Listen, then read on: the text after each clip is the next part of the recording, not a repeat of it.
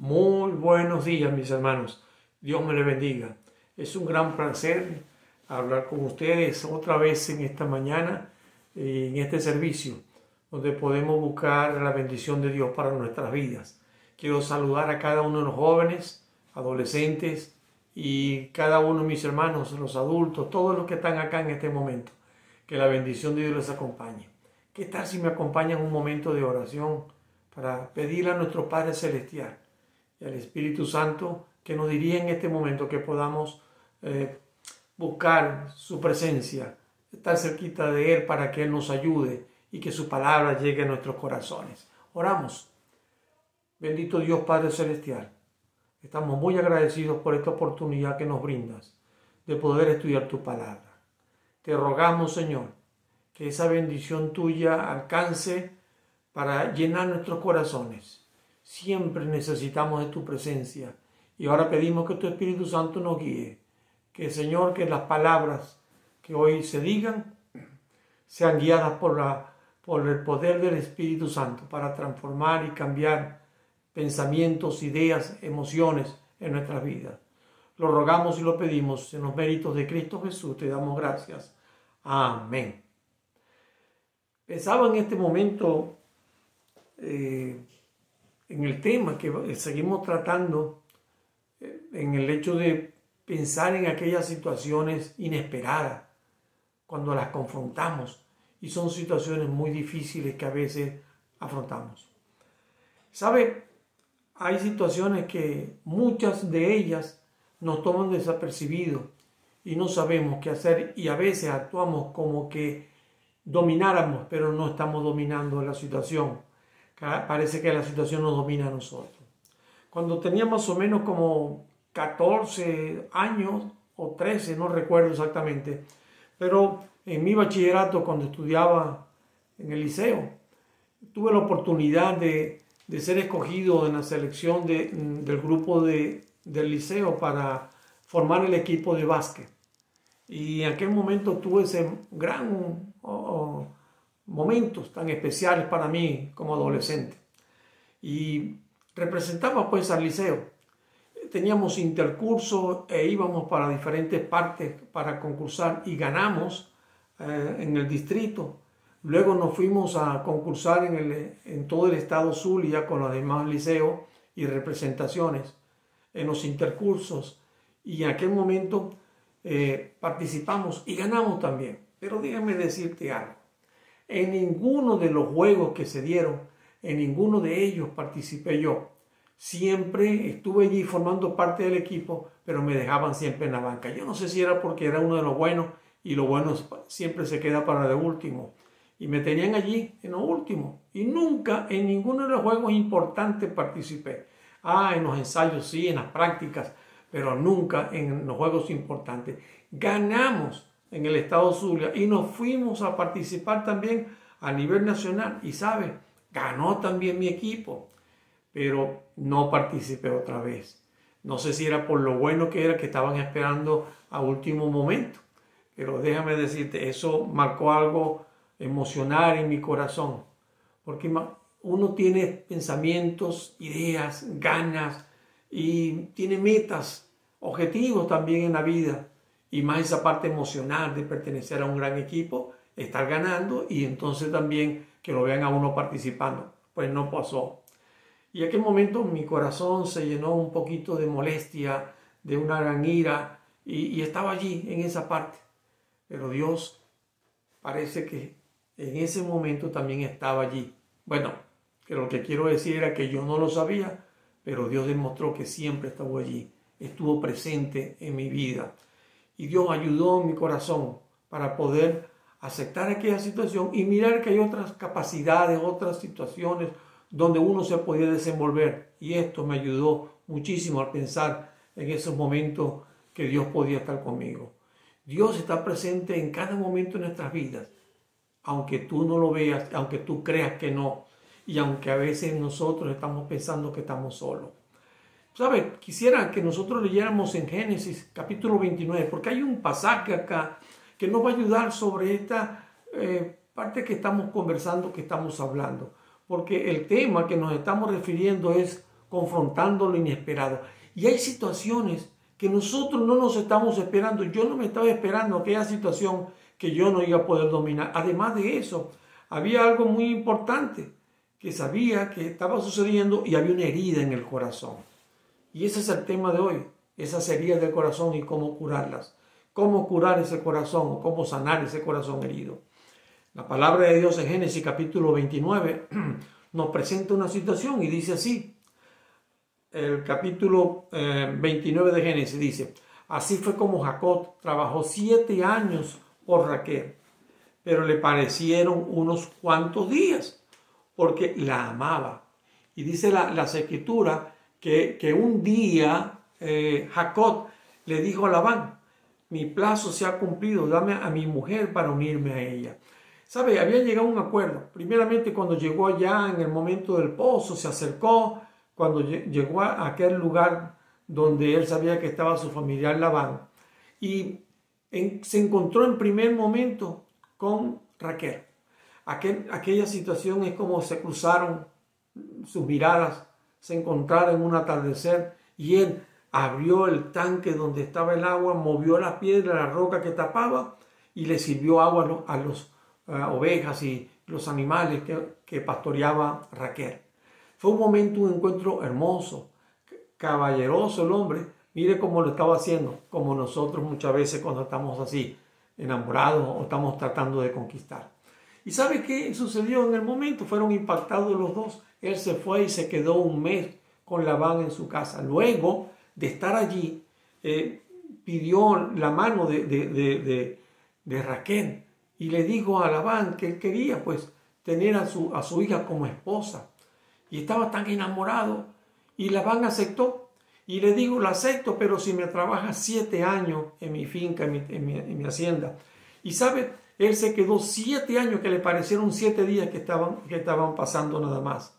Luego llegó el momento donde Labán entregó a su hija en una noche, en una fiesta. Y dice la palabra de Dios que en aquel momento que hubo el momento de la fiesta, en la madrugada, él fue a Lea y no a Raquel. Y él, como era de noche oscuro, entonces estuvo con Lea y no con Raquel. En la mañana, al despertar, se dio cuenta que no era Raquel la que había estado con él, sino Lea. Y él se sintió muy engañado. Él estaba enamorado, era de Raquel, y su padre le había dado, era Lea. ¡Qué engaño tremendo! Me imagino cómo estarías tú si te hubiesen engañado así, en esa manera. Entonces habló con Labán y le dijo: estoy muy decepcionado porque yo amo a tu hija Raquel. Y bueno, comenzó entonces y él le dijo: sí, te daré Raquel, pero entiende algo, que nosotros primeramente, la que primero se tiene que casar, y esa es nuestra cultura, tiene que ser la hija mayor. Pero si tú quieres a mi hija, tiene que trabajarme 7 años. Y él aceptó. Y él entregó entonces a Raquel, pero tuvo que trabajarle 7 años más. Como Raquel era la mujer que él amaba, él se dedicó a Raquel, y a Lea la descuidó, porque él amaba a Raquel. Entonces Lea era su esposa, su primera esposa. Y Raquel, que también después se casa con él, resulta que aunque nosotros no estemos de acuerdo, sino que la Biblia está contando todo aquello que sucedió, y que la Biblia tampoco está de acuerdo, solamente nos cuenta la historia de lo que sucedió. Y él, enamorado de Raquel, olvidó a su esposa Lea. Lea se sintió desamparada, decepcionada, engañada, y sintió entonces el rechazo. Qué situación tan tremenda, el hecho de confrontar algo que no estamos esperando, una situación inesperada que pasó también en ella. Raquel luego entonces, porque Lea comienza a tener hijos, Dios le da hijos por la manera como Lea estaba buscando de Dios y le pedía a Dios que le diera un hijo para poder entonces tener el amor de su esposo. Y Dios le dio hijo a Lea. Ahora era Raquel que sentía envidia porque Lea estaba teniendo hijos y ella no podía darle hijo a Jacob, y se sentía entonces decepcionada también de la vida. Una situación estaba pasando también con Raquel, y había algo que ella estaba confrontando inesperadamente, porque las personas que se casan quieren tener hijos. Y ella quería darle hijos. Y una mujer que se casa en la cultura judía es para tener hijos y entienden lo que es la voluntad de Dios, ese compromiso de multiplicarse. Y sabe, no podía tener hijos. Luego entonces Dios le da hijo a Raquel y ahora Lea se vuelve a poner brava. Ahora fíjate algo muy importante. Las dos pasaron por situaciones que confrontaron inesperadas, pero hirieron su corazón, un corazón herido. Igual pasó también con este hombre Jacob, cuando se sintió engañado, cuando aquella madrugada que se despertó, se entendió y confrontó una situación inesperada y su corazón también fue herido.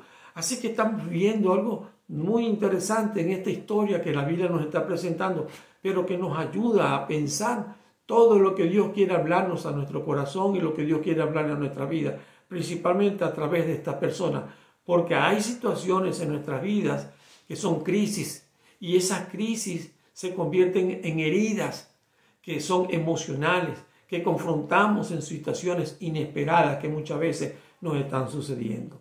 Por eso hablamos de corazones heridos. Y ese es el título de hoy, corazones heridos. ¿Cómo sanar ese corazón herido en nuestra vida cuando confrontamos situaciones inesperadas? Las heridas emocionales pueden hacer que nuestros corazones de una manera se vuelvan dañinos y gestionamos emociones muy desorientadas, difusas en cada uno de nosotros. ¿Sabías que tu manera de ver el mundo, de interpretar las cosas de la realidad que cada uno de nosotros vivimos, tiene que ver la manera como nosotros percibimos el mundo?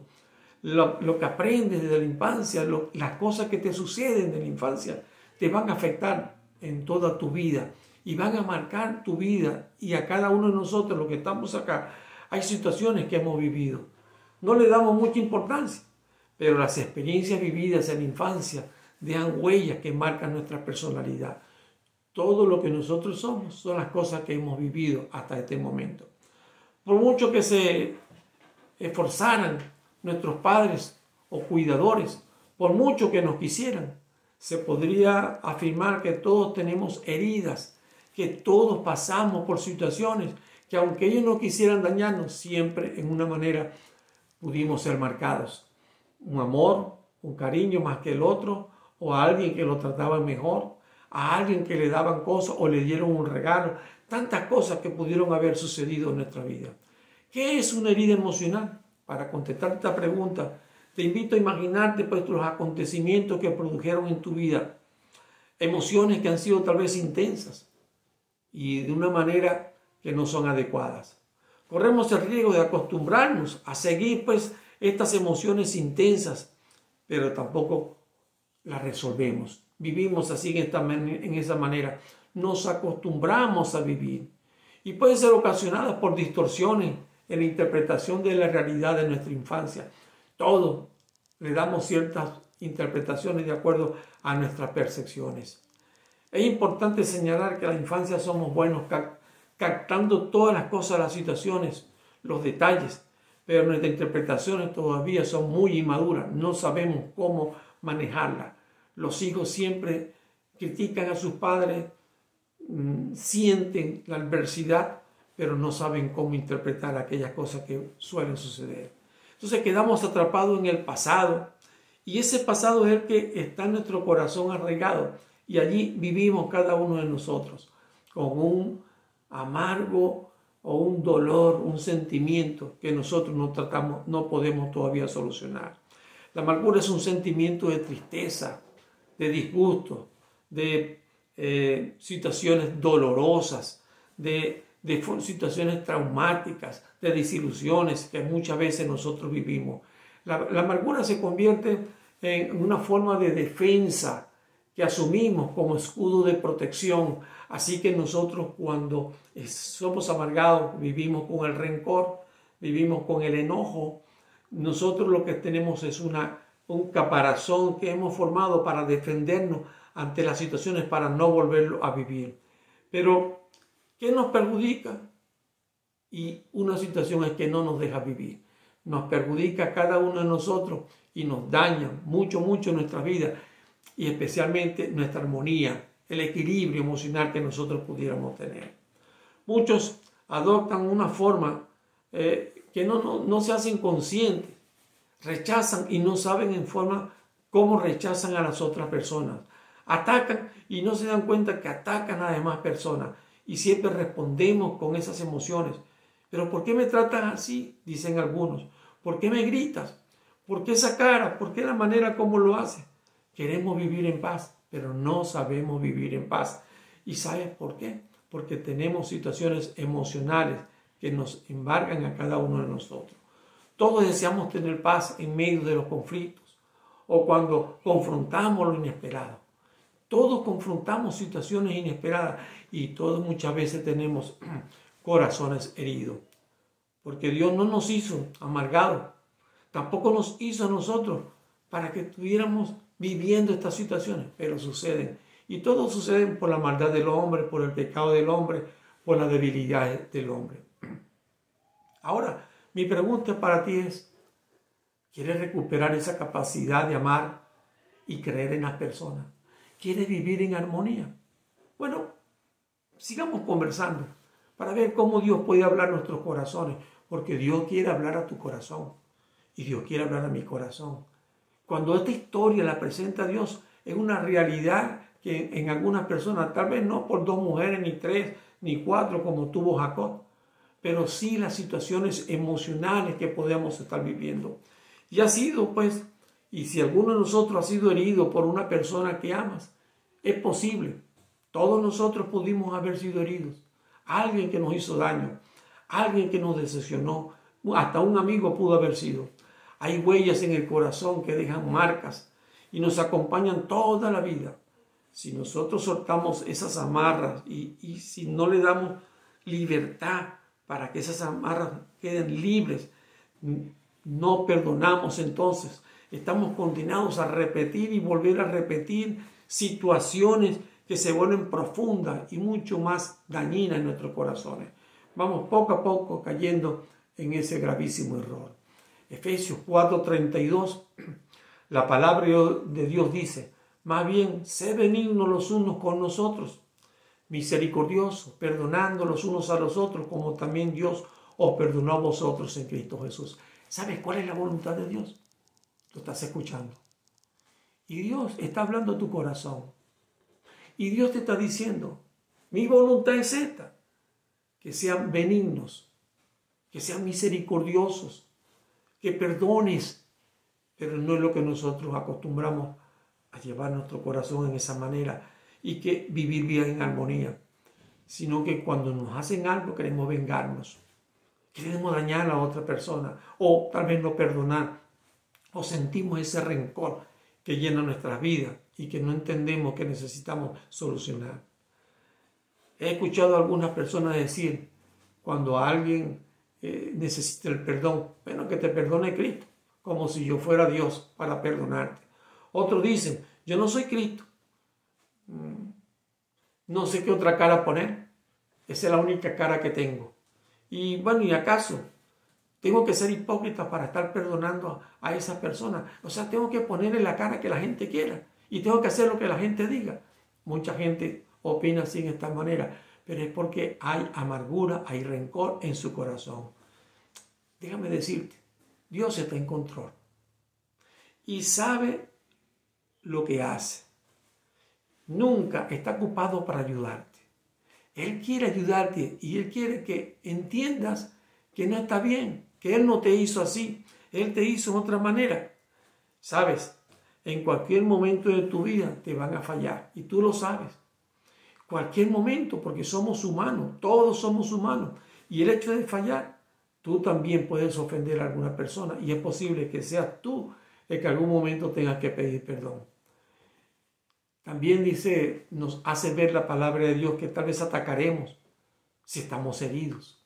Porque el que está herido, al dolerle la herida y alguien se la toca, eso allí donde fue dañado, reventamos, gritamos, respondemos así en esta forma a las demás personas.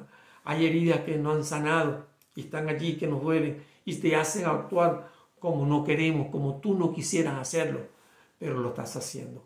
Atacamos por no ser rechazados, ridiculizados, porque no tenemos de verdad el control y tenemos miedo.